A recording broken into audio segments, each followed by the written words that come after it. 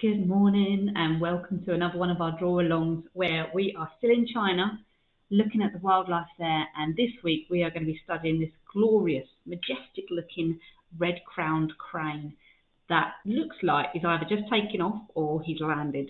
So we've got the full wingspan and it's going to be a lovely challenge for us today. Hi Danin, if you are watching, please feel free to say hello and to join in if you want to. If you want to contribute into the chat or ask questions or for tips on the drawing techniques I use, then feel free to ask away. But again, I emphasise, especially for anybody who hasn't been along to one of these before, there are no rules in art, and that's why I like it, because I don't really generally like to follow rules, and my learner Michael is much the same.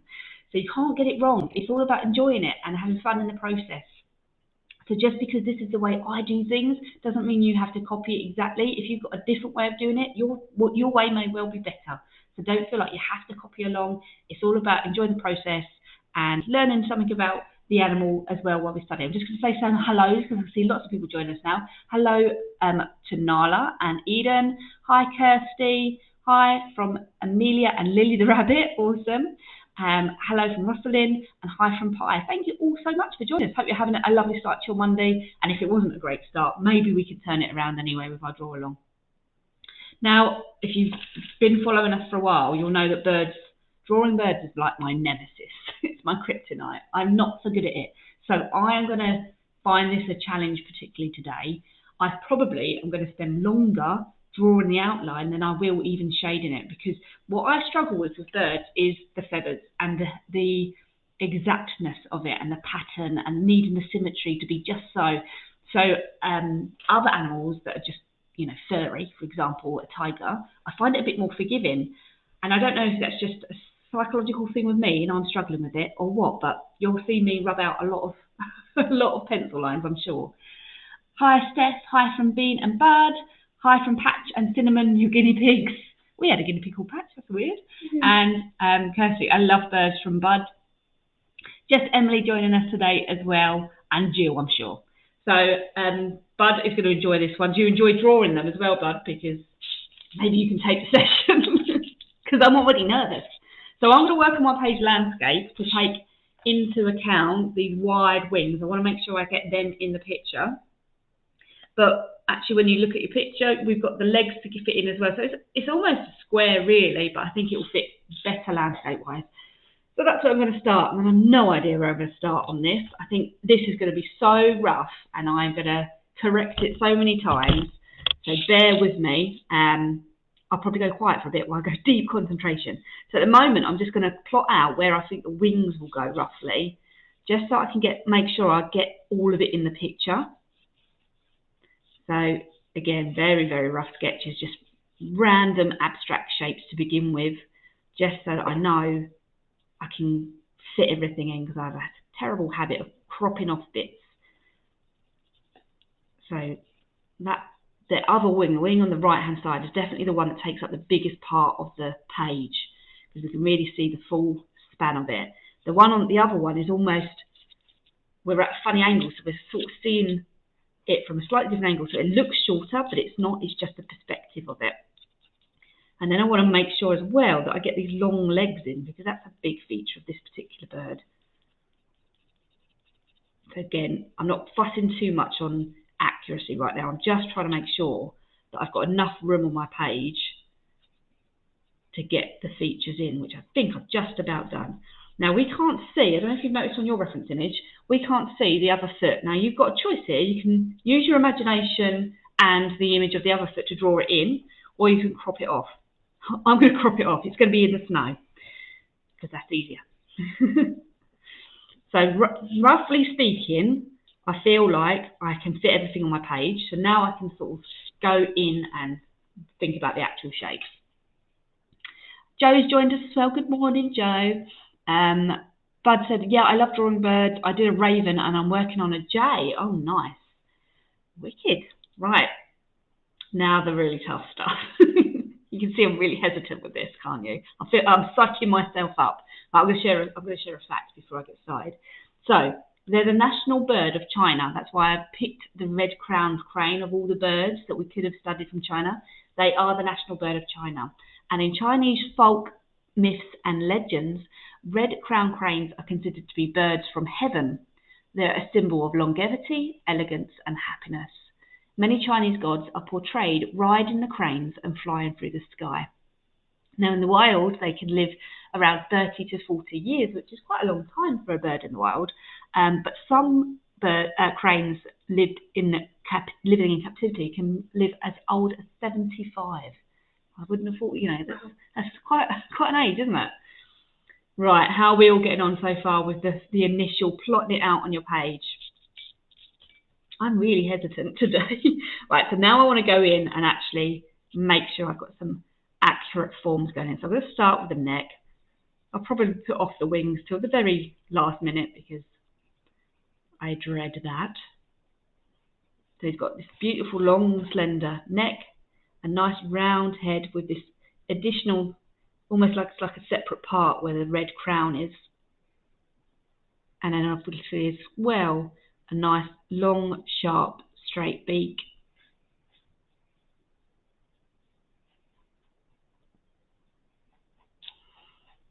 And as I go, I'm going to rub out some of my rough lines just because they'll confuse my brain even more, and it doesn't need any more help with that.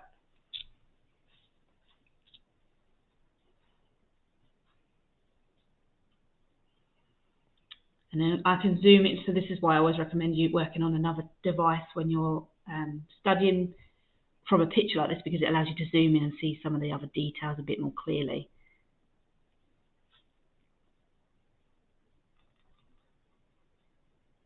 It's got quite a big beady eye. And whilst I'm here, I'm going to as well plot in the patterns of colour.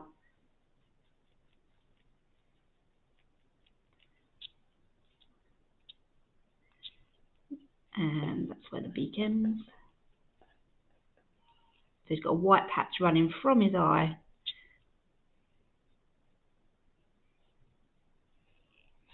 So I'm just going to draw that in to make sure I don't get the colours wrong when I start adding tone. At this point, I think I've made the neck a little bit too skinny, so I'm going to just adjust that.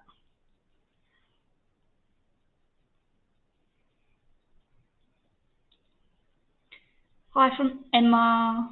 Hi from Holly. Well done for just joining. You've not missed much, just me panicking about drawing a bird. Kirsty thought it'd be a mandarin duck. Oh, that would have been a good option. You're quite right. But I went with the national bird of China. I thought it was more poignant. Molly said, sorry I'm late. You're not late, you're just on time. You're wearing exactly where you needed to be.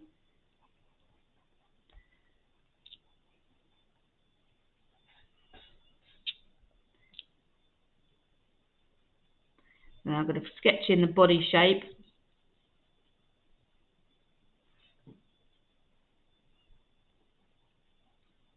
Trying to get this a bit more accurate now as I go.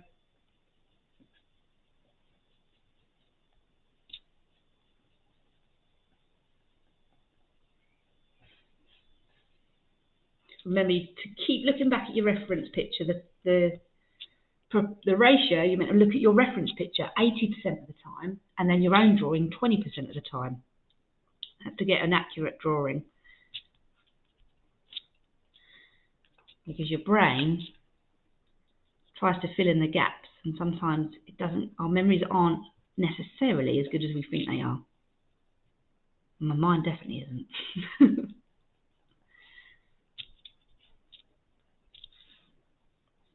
See just a bit of a tail feather there. So there we go. And then there's long spindly legs. We could get those little, I want to call them knee joints, but I've got a feeling that might even class as an ankle. I'm not sure. I know on dogs it does, doesn't it? What we think is their knee is actually their ankle.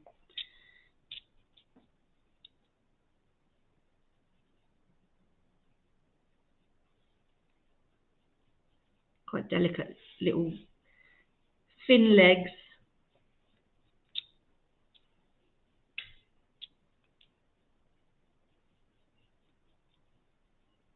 And you can just see I've just got enough space, I think, to get his foot in.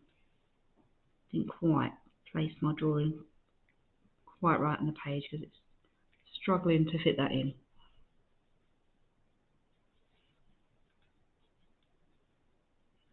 And it's got little claws on the end as well. And the other leg.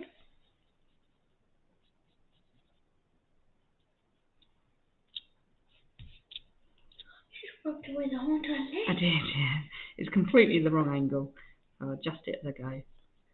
But don't forget, that was a rough drawing, so I didn't waste lots of time on it, and I've had to rub it out. That's why I do it really rough and sketchy to begin with, because I know that I might not have got it quite right, and I might need to adjust it.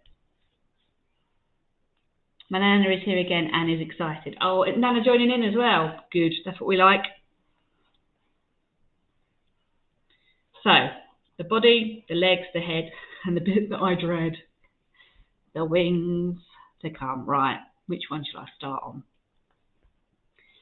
I'm going to start on the one on the left-hand side. I'm not even sure where to start. I think I'll start from the body, because we've got these sort of messier feathers here. Can't really quite work out what's going on with them. And then we've got this long, these individual flight feathers that we can see. Very dramatic, and this is where I want to make sure that I get the form just right, because it can really make a difference. This is what I find particularly hard when drawing birds, because sometimes I draw them and they look like fingers, and that's not what I'm going for. So this is where my putty rubber will get its money's worth. I'm going to be adjusting that quite a lot as I go. Getting the angles right as well. Tricky. I almost want to draw, when you look at the image, you could almost draw a circle. And I might do that so that basically all my feathers end at the right point, so I don't get them all different shapes, different lengths. I want them to be all the same length. So I might help myself by drawing that in, and then I'll follow that as a guideline. And then I can rub it out after. Oh, sorry, can't see the bottom. Is that better? It's my fault because I was moving things around. Is that better? I've cropped off the last bit because in the picture it's in the snow, so I can't see it. So that's, you could fill it in based on the other foot, or you could do what I've done and just, I'm struggling now because I need to work on the top of the page. Right, let's try.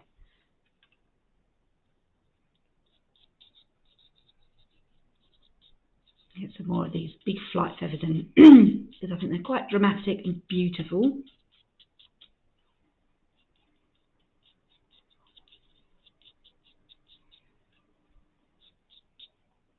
One, two, three, 1, 2, 3, 4. I am literally copying each of these feathers. Now, when I get to the smaller feathers, I will probably use my imagination a bit and fill in the blanks and make assumptions. But these first very, very dramatic ones, I've got to follow the image as closely as I can, because I think these are a really important feature. And if I try and make it up, I probably will lose some of that realism.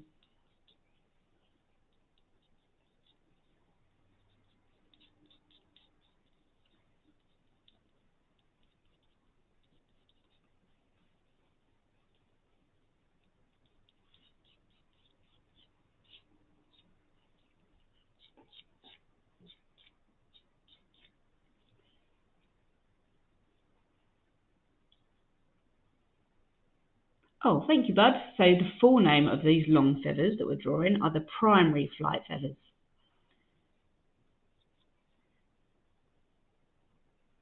Nice little fact there. I did not know that. Is that the same on all birds? See, we're all learning here.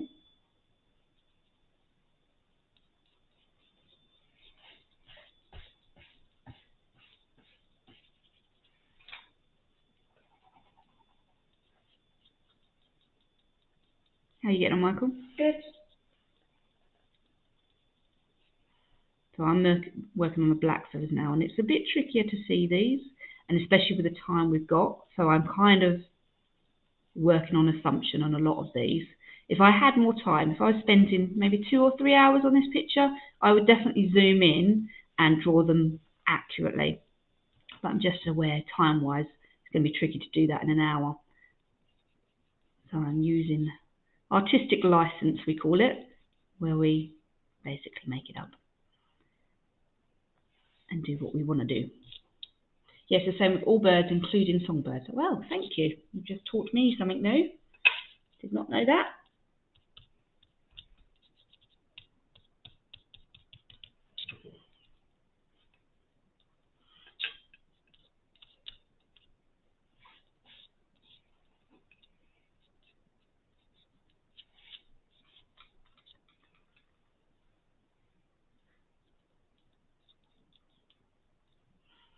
And then with these black feathers, you can see some white feathers as well overlapping on top.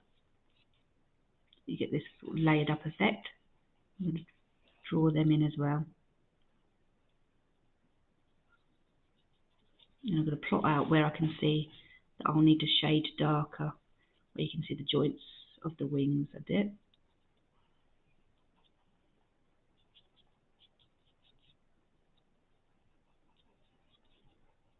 And again, if I had more time, I would spend a lot more time drawing in these individual feathers, but I think it's going to be tricky for me to do in an hour. But if you've got longer today, then obviously by all means, spend longer drawing those individual feathers out, because it will make a big difference to the end image. So now I'm going to move over to the other wing. How are we doing for time? Not too bad.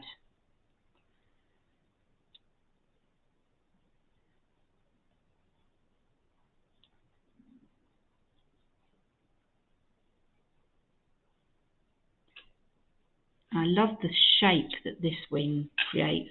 It's almost like, if my fingers were the feathers, they're turning outwards like that. It just adds to the elegance of the image, I think.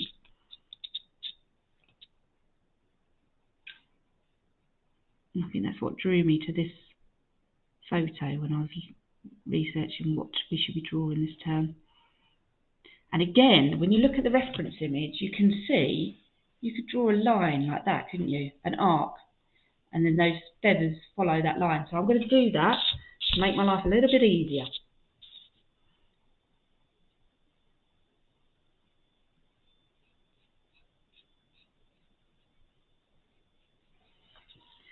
Now I know exactly where to end each feather.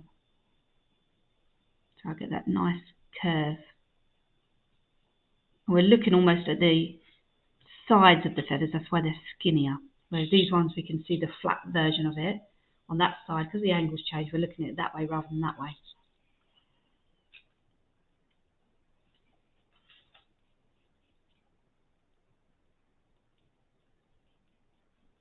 Your hand's aching, Michael. Yeah. See Michael massaging his hands there, but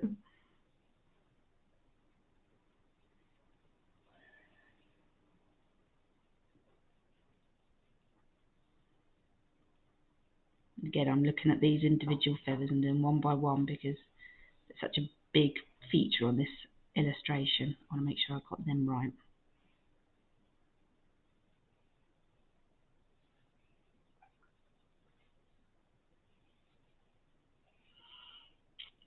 So I love birds. I think they're fascinating to watch. We've got pet quail in our garden.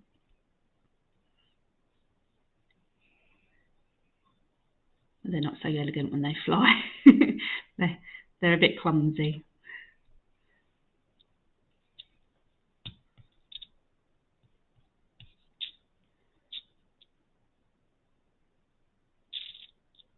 And your sister loves dogs. Yep, we're a fan of dogs as well.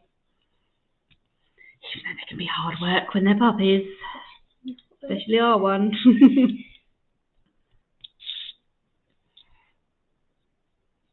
She's a fan of the pet quail as well, but for all the wrong reasons. Oh, yeah. Yeah, that's fun. She tried picking it up yesterday. Yeah, we're going to have to move their pen because at the moment where they are, we think it's about time before she starts digging underneath it.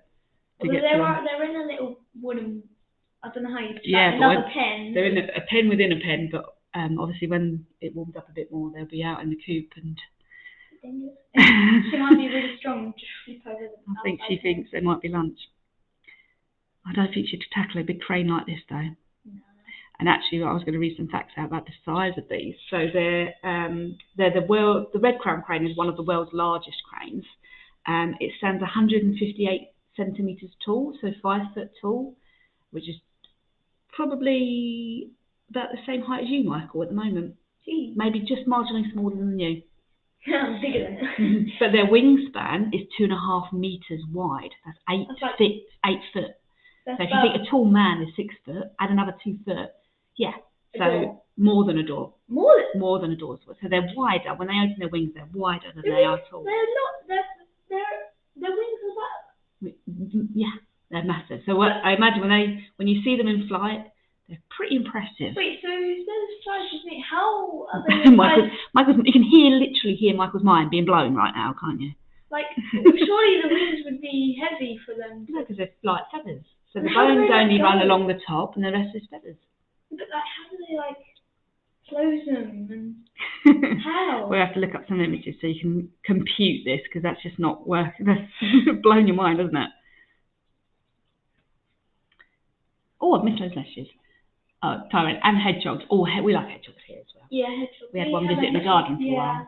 Do you know when we've got chickens? Nice eggs and chickens. And Susie said we used to have budgies, but they were very loud. You can teach budgies to talk. I think we had one. We had some sort of parrot here in the summer last year. What are you talking about? I'm sure we had a parrot that was making a noise. You're talking about the parakeets, the wild parakeets. I was like, we've never had a parrot. There was escaped to the zoo or something. Yeah, a long time ago, but there's loads of them everywhere. Yeah. I want to be I struggle with pronouncing this, ornithologist one day from Rocklin. Sorry, I pronounced it wrong. Rocklin. Ornithologists, are they the ones that study birds? The biggest bird's wingspan is the albatross. Yes, they are. They look like a seagull, but they are huge, absolutely massive. Oh my word, Molly, we have an otter that visits the pond in our garden. What? Where do you live, Molly, to have an otter? That's amazing. I love otters. I like to watch them when we visit our local wildlife park. How? Just there's an otter. Are you in? I know there are some in Scotland. Are you? Is that where you are? That's so cool. Yeah, because we have a hedgehog visit. I'm getting distracted. I need to keep drawing some feathers in. I could talk all day about animals. I'm only doing the top of the feathers. I'm not doing the bottom. Yeah. Yeah. Decided that's too much of a challenge. Not today. The head's a bit fat as well. I live in Scotland. There we go. We have a river near our garden, so it comes to our pond for food. Oh, that's amazing. I'm very jealous. I think we need to make a trip to Scotland.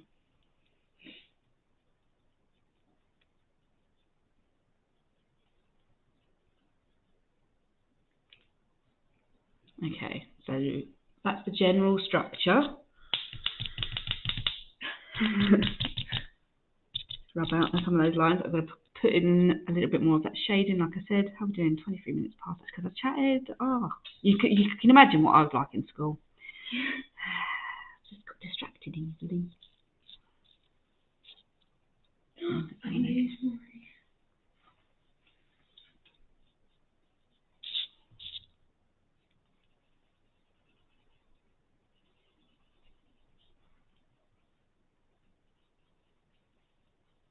I'm going to have a nice chill day today. You reckon? I'm going to get you doing loads of jobs. Okay. Now that I've finished that, I actually think my head of my crane is too chunky. Oh. So I'm actually going to adjust it. I said I'd spend longer doing the drawing this time, didn't I? We used to have quail, but they escaped. Now they live in the fields around us in the wild. Go quail! We also have chickens, ducks, and a golden pheasant. That's cool. Ducklings and chicks last year as well. Oh, that's awesome. My heron lives in the duck pond behind our house. Has he been nicking all the fish out of the pond, though? Oh. We used to have a pond. Growing up, I used to have a pond with koi carping, and we caught the heron with them. Oh. I suppose they've got to eat. The wandering albatross has a wingspan of about 3.5 meters. I just can't get my head around that. So that's nearly 2 doors on top of each other. What? Wide. Yeah. Imagine that flying at you. Duck! No, it's an albatross. Oh, the puns. We get foxes hovering around our garden. Is that because of the chickens? Every year we get frogs in our pond. That's cool. And geese fly over our house like a million in summer. Oh, I love wildlife. It's just incredible, isn't it? Duck is my favourite bird. Is it? Well, no, it's either ducks or it's either a robin. I think I've got 5 birds that I like. What are the list? Definitely not seagulls. Not They're bad like seagulls. raccoons. They're flying raccoons. Well, they technically Pests are. of the sky. They technically are though, aren't they? Around here they are. Does a flying squirrel count as a bird? Because No. Because they technically fly. No, they don't technically fly, do they? They're not birds. Robin. I think I'll start.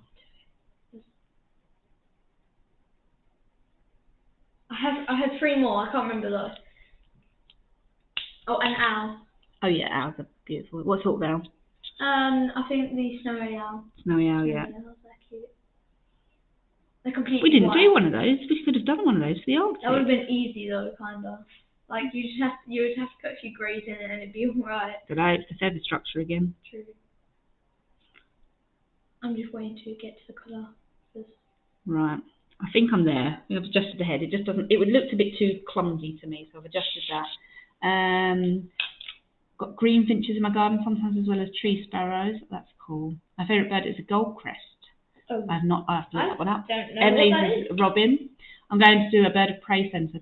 Going to a bird of prey centre to hold an owl and a golden eagle on Saturday. A golden eagle. Oh my gosh! I've done an experience like that. I've heard a vulture as well as loads of buzzards and a kestrel, but the vulture was pretty impressive. We've got loads. Enjoy it because that would be amazing. We've got loads of buzzards where we live. Yeah, in the wild. Tyrone, once I had a barn owl. They're beautiful. I love barn owls as well. Right, okay, I'm ready. I'm ready for the colours. Do this. Okay. The feather drawing did not break me today, so we're on a win. I have no green. I just saw a flash of green in the beak. That's why I've gone with that. So I saw that. I wasn't sure if I should feel that. Oh no, I've lost my black pencil. I can't go on without that. Did I not get it out? That's a disaster. That's like the main one I need. That's a cool grey D. What have I done with it? Hang on, right. Is that how? Cool grey D? Just thrown one on the floor. Can you grab that one? Yeah. Sorry guys, technical hitch again. I've lost my equipment. Hang on a second. Yeah, that's blue. I'm looking for the black one. Yeah, no, I thought that was black. Oh, that's it over here. Oh, where you were sharpening them. I've got it. We can carry on. You don't have that. Dawn said I've had a turkey vulture as well. Look, I can't get my words out. I've held a turkey vulture too. It is cool, isn't it? Did you know seagulls aren't one bird? It's a seagull family. Huh? Oh, because you're saying seagulls. Joe, Pip's demonstrating the importance of proper preparation when crafting and creating. Moving on. Right, I'm going to start with the eye. And my brain is going to fill in the blanks because all I can see is a black beady eye, but I'm going to give a highlight to this eye to make it look more realistic. And then I'm going to go with the markings on the head and start laying some colour down. And I'm still constantly looking at my image, adjusting things as I go and correcting it and making sure it's as accurate as I can get it. And I'm not just block shading black, I'm looking at the darker tones to create that form to make it look more 3D.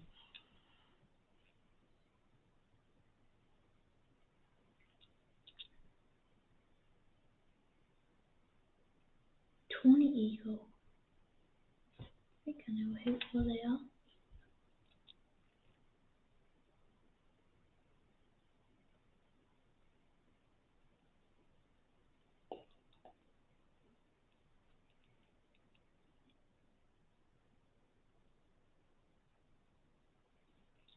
And then I want to get a really nice sharp line to show that beak.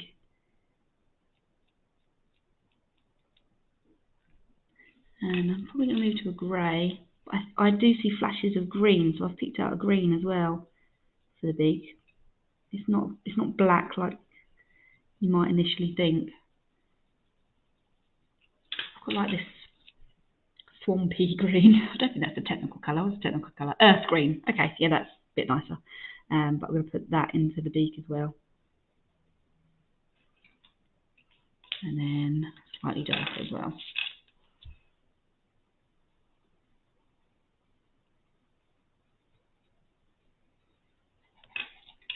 And then I can go over it a bit more with the black so that it all merges together and doesn't look out of place.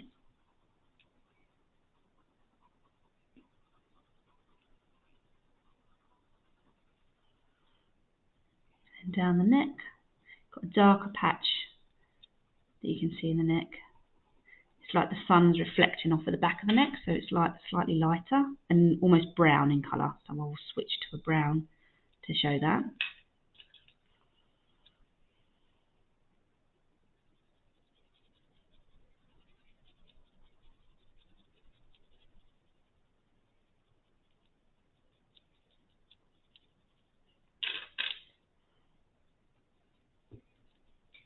Where does the red patch go though? It's right on the top of his head. Oh, you're working from my picture, aren't you? You haven't got it. So it's. I'll come back to that. I was about to switch, but I'll need to do the black first. That's why it's called a crown. It's right on top of his head. Mm.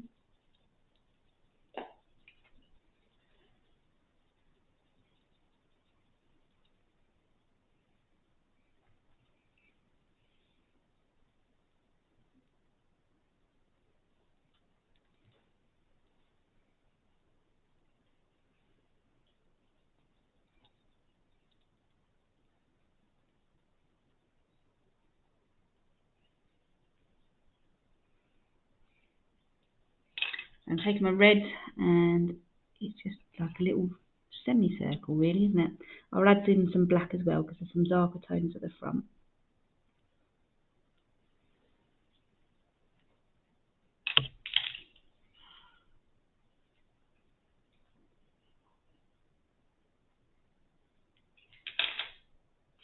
And then I add the water, that will blend it more together as well. And then I'm going to take it as light grey.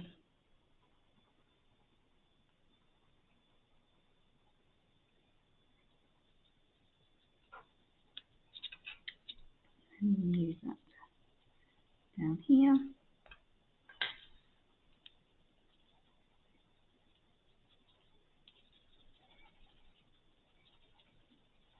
Just to show the plumage, because obviously it's very white. So we can, again, use artistic license to depict it, so we haven't just got lots of white space.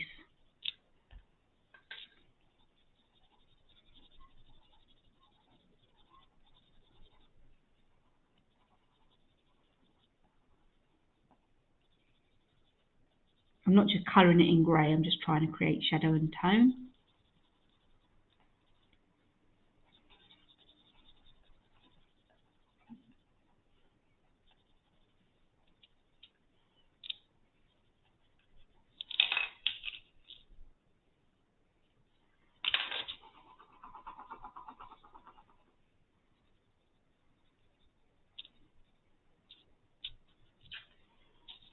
Moving down, I'm going to use darker grey to start on the legs and then work some black into it as well.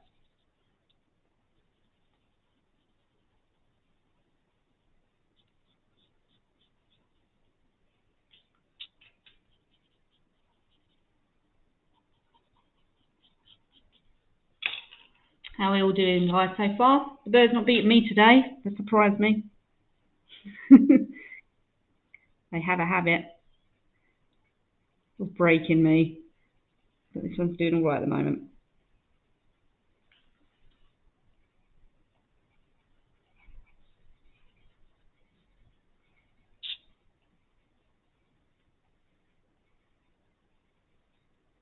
And that's probably just down to practice as well, because I have, over the years, I've chosen to avoid drawing birds, but since I've started these draw-alongs with you guys, it's encouraged me to work out of my comfort zone. It just goes to show there's no age limit on our learning. And you're helping me to become a better artist as well.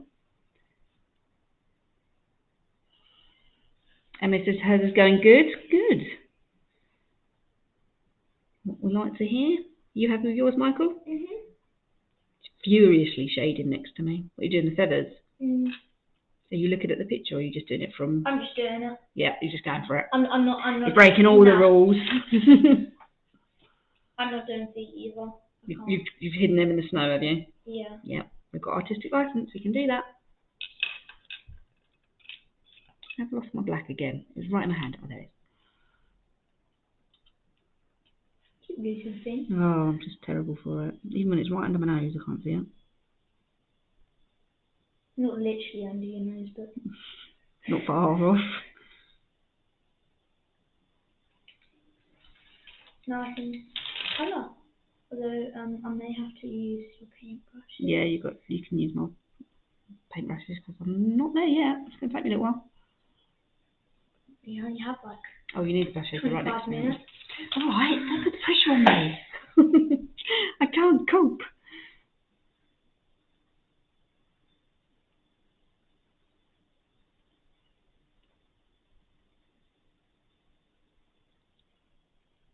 You can see I'm doing it again. I'm avoiding those feathers because I know that they're the trickiest part to do. So I'll put them on as long as I possibly can.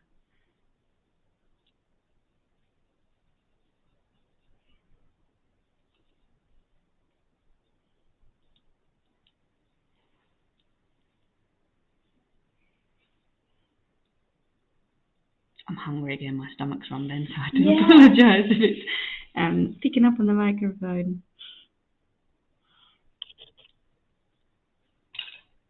Right. I don't think I can delay it anymore. I think I need to get some colour on these feathers. Let's do this. Okay. Shaded bits.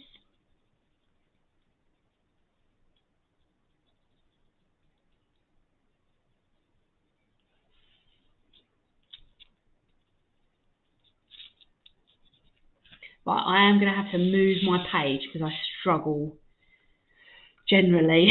So I have to move my page just so I can get the angle right with my pencil, my shading. That's another tip. You just, rather than trying to move yourself awkwardly, move your page to where it suits you. It's something that I just automatically do, and you might already be doing that, but it's something that, if not, give it a go because it might make your life a little bit easier.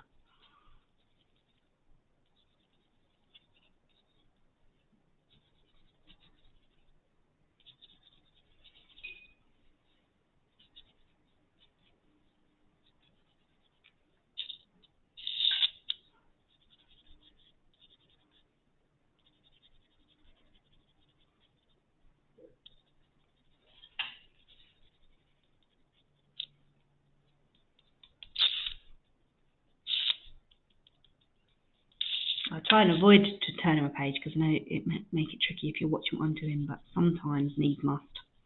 And when I'm drawing birds, which I find very difficult, needs definitely must.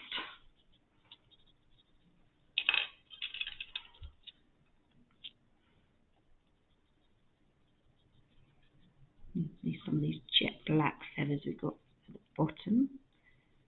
I'm going really bold with the colour, and the tone rather.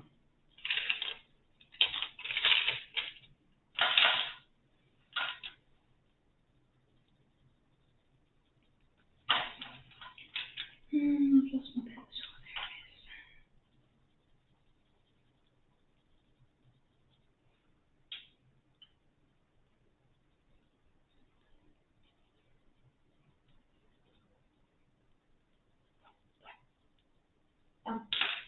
You're done already? Yes. You do have to show me up, didn't you, Michael? And I actually did 40 minutes this time. Oh, well done. Oh, I need to get a move on. Can you, this is a bit wordy, but can you read out some of these facts very slowly and clearly for me? So we've done, I'll just cross off so you don't repeat what we've already said. That and that we've done. Oh, wait. They live around to 30 to 40 years in the wild. Oh. Yeah, we said that one, sorry. The red-crowned crane, or we already said that? There's like... Yes. Yeah. We haven't read it yet. The red-crowned crane has snow-white primary feathers with a black face and neck. White feathers extend from behind the eyes to the nape. Yeah, nape of the neck. And a red patch tops the crane's head, giving its name. The majority of body is pure white with exception of black secondary and tertiary feathers The red-crowned crane has a deep green bill and a long, sharper, angular beak for spearing its prey. Oh. For spearing its prey. Oh. Yeah. Both males and females are the same colour, and the males tend to be slightly larger. Juveniles. Can't say that. Has a combination of white, partly tawny, cinnamon brown, and grey plumage. Or grey plumage. The neck colour is grey to coffee brown. The secondary feathers are dull black and brown, and the crown and forehead are covered with grey and tawny feathers. The legs and bills are similar to those of adults but lighter in colour. The primary feathers are white tipped with black, as are the upper primary coverts. At 2 years of age, the bird's primary feathers are replaced with all white feathers. That makes kind of no sense because there's feathers. All I got was there was just feathers. Like most of it. So it was describing the colours. So the males and females are the same. So normally, which is unusual because normally that's why I was referring to this illustration as a he. Because normally the more dramatic is always the male, isn't it? When you look at the bird kingdom, peacocks and ducks. But male and female have these beautiful colours. But obviously it changes if that's not the case when they're juveniles, and it takes about 2 years for them to mature into the right plumage or the adult plumage. That's interesting. And I said, didn't I, that I could see green on the bill, and that's what it said, that they've got a green bill, deep green bill. There's like so many like white feathers are said about like 50 times there, and then the red-crowned crane, that was said about 50 times.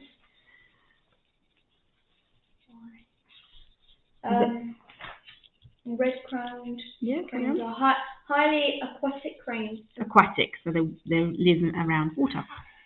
Where'd you get this information from? Cranes with large home ranges in southeastern Russia, northeast China, Mongolia, and eastern Japan. I've always wanted to go to Japan. They feed in deeper water than other cranes. They also forage regularly on pasture lands in Japan, and in winter they use coastal salt marshes, rivers, freshwater marshes, rice paddies. Yes, so fields where they grow rice. Oh, I was a bit like, what? And cultivated fields. These cranes prefer to nest in marshes with relatively deep water and stand in dead vegetation. So why do you think they tend to hunt in deeper water? What makes them good for that? So like, I actually don't know. So look at their long spindly legs. Yeah. That means they can stand in the water without getting all their plumage wet. And then look at his beak. Long beak, so he uses it as a spear to go deeper into the water. Yeah. Red-crowned cranes are well adapted to cold temperatures. The Russian and Chinese populations mainly winter in the Yellow River Delta. The coast of, I was going to say Jigsaw and Jiangsu. That's probably as good as I'd be able to pronounce it. So we'll go with that. Province, China, and the Korean is. No idea. It's a long word. Zone. In winter, Andon Passage, the birds occur in wetlands, including tidal flats, salt marshes, rivers, wet grasslands, salt pans. Plains? No, because it doesn't have an L. Oh, okay. So salt pans. And aquaculture. Agriculture ponds. These cranes are majority. The Japanese population, however, is non-migratory. Non-migratory. Yep. Red-crowned crane. Oh no. Red-crowned cranes voice high-pitched, penetrating calls with a loud rattle. Oh. I don't know what's coming. I'm gonna get my phone. No, you got to say it. You got to read it. Rattling. I don't even know how to Karoo. make that. Karoo. How is that? How does a bird... Look it up. Look up the sound to see if we can get a crane call. I can't even rattle my voice, so I can't even do it. What's it called again? Red-crowned crane. Red.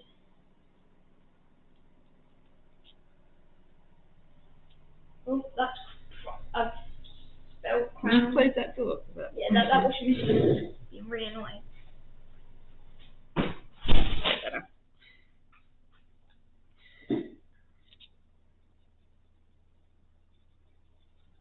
How are we all doing? At this point, I am making it up a bit on the feathers now because I just can't with feathers, okay? The best I can do. Right. I think that's right. I think I'm ready to start with the water. I might just have time. Make sure your volume's not up too high, Michael. No, that's not. Yeah, I remember last time, that was quite funny.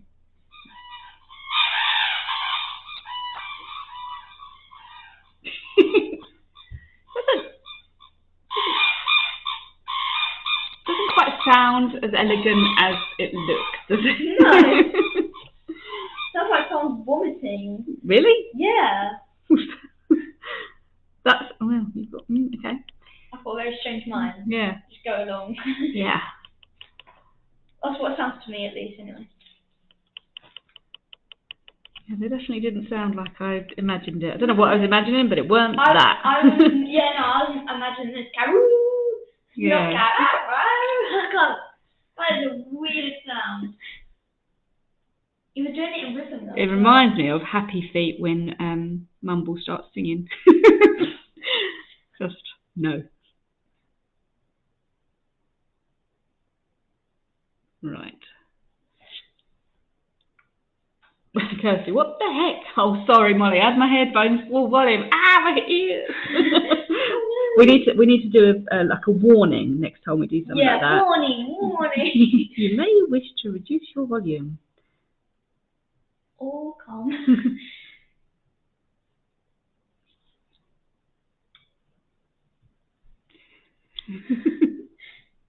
We did it once before. Was it there or something? And it was really loud. Yeah, no, I did.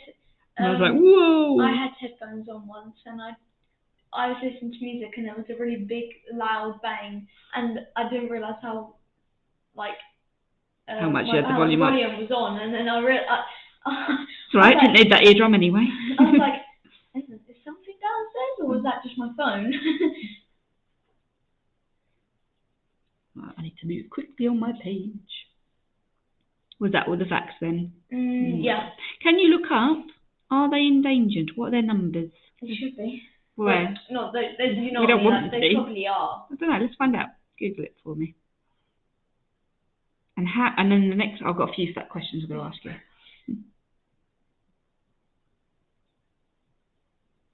My little research assistant here.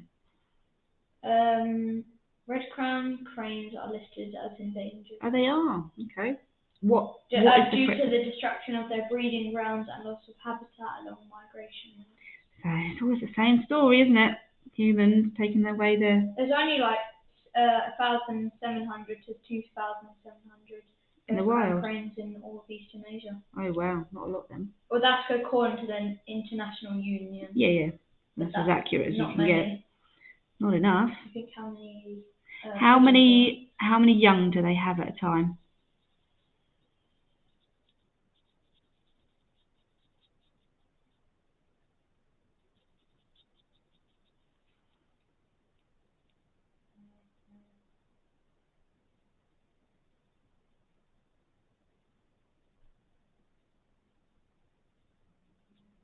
You found it?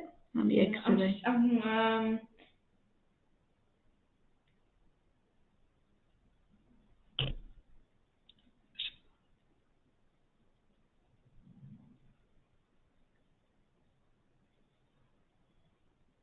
If anyone's watching but they've finished and they want to join in with some research, my next question is going to be... Well, they normally lay 2 eggs. 2 eggs at a time. Each around 10 centimetres long, with a weight of around 250 grams. Cool. So if anyone's listening and wants to join in with the research whilst I finish up, I'm going to ask a few questions. One of them's going to be, one of them's going to be, oh Michael, you've lost, maybe losing my train of thought now. What's their main food source? I can give it a guess, but specifically, what do they eat? So Ryan, I'm done. Thanks, I really enjoyed it. From Nala. Bye. Okay, don't forget, Nala, if you want some feedback, make sure you look for the picture of this illustration from 6 p.m. tonight. Make sure you get your picture on there as a comment before 9 p.m. if you'd like some feedback from me. So yeah, so next question I want to find out is, what is their main source of income? The main source of food. Talking money now. Yeah. What else do we want to find out? How far can they fly? You know, do they fly long distances? On here, they normally, and the chicks hatch after around 32 days. So 32 days to incubate their eggs. And they grow around 2 centimeters each day. Oh wow! Which is like. Do they have any natural predators? Is another question. We're going to put it to everybody else, Michael. So don't jump in. Oh, okay. You can look it up in case nobody is searching. Just in case, I'll give everyone a few minutes there. So what are their natural predators other than humans destroying their habitat? Wow. Thank you. So we've got aquatic fish, insects, rodents, reeds and berries. So they even eat like mice and stuff. I suppose if they're going to be, so they're omnivores then, aren't they? So they eat both meat and plants. Because they eat reeds as well. I wonder what they get from the reeds. They're pretty just eat the whole thing. I don't even know what reeds are. From Rocklin, thank you. So yeah, next question, have they got any natural predators? I don't even know what reeds are. Reeds are the plants that grow in like ponds and stuff. Oh yeah. The tall plants. Oh yeah. How do they get what? I mean, berries I get, like most animals eat berries, but like. Well, just you could say the same about cows eating grass. There must be nutritional value to it. Dogs eat grass because they're poorly. Yeah. I don't know why. Why do they do that though? Don't know, but we're going to go off track here again. Oh, yeah. We do that a lot, don't we? Animals do that. No. Yeah, true.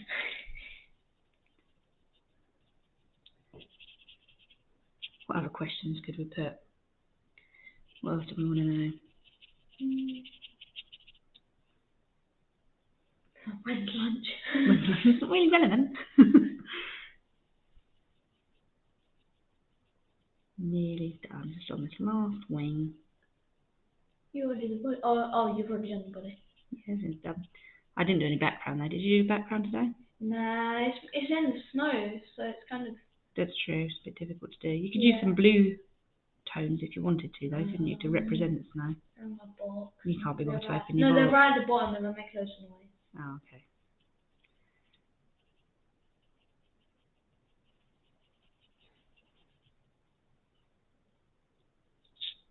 So go on then, Michael. Have they got any natural predators? Do you want to look it up? My phone next to me.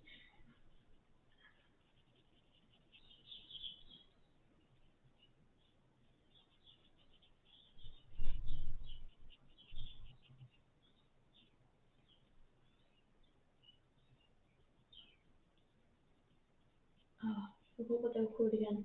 Red-crowned crane. Sorry. Rocklin got in there before you, Michael. Young cranes are eaten by badgers, foxes, crows, and ravens. Wait, how the flip do foxes eat? The young crane. Oh, okay. I don't imagine they have, because of the size of them, I don't imagine they have many natural predators when they're adult size. Yeah, which is probably why another reason they have quite a good lifespan. So long as they can get to adult size, there's not many predators that would, because I imagine their beak could punch a hole in a fox if they wanted to. I'll say their wings are massive. Exactly. How do they?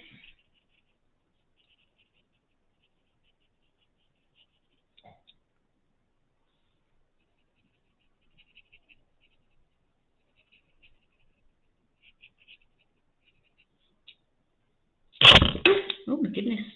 Pulling apart my set. my set that's held up by hairbands and sellotape. It works. Nearly done. Probably could have put a bit more dark tone on some of these feathers just to make them pop a little bit more. But what I would probably do, if I was spending more time on this picture, to keep the crisp white of the feathers, is put a background colour in, so that then the white of the feathers stands out.